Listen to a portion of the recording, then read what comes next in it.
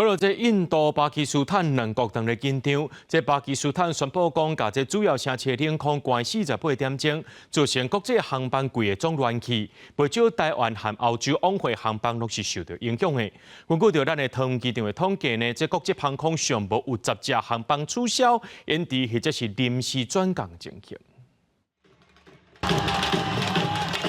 伫印度甲巴基斯坦两国边界唯一有道路相连的地点——国角边境哨站，犹原举行贵宾换班仪式，不过大门煞因为两个冲突关掉掉。我们现在跟巴基斯坦其实现在或许心情有点紧张，但是我相信是安全的。人自当地旅行业者特别报平安，表示巴基斯坦外交单位已经通知旅行社，因为军事基地和印度攻击，未当过往南去苏克尔。包括宣布全面关掉领空48点钟，也造成欧亚航线大乱。我们现在没有办法飞过，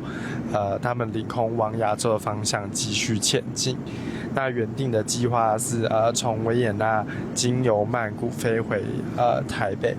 那现在我们目前就是往回去了。那欧洲回台的旅客受影响，要为台湾去阿姆斯特丹的台湾人也被迫临时点伫曼谷，唔知要安怎。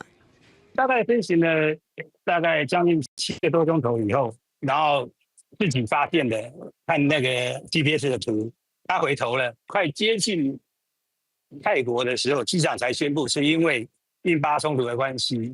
所以飞机决定返程。但是那时候已经返程很久了，到现在其实也没有人告诉我们接下来要怎么样，因为我们现在所有人你可以看到都在空桥上面。目前中线华航至少有10个航班受影响，佮启动应变作业。专家表示，除了紧密联系航空公司后手安排，保险理赔恐惊也要特别注意。旅行不便险的部分来讲，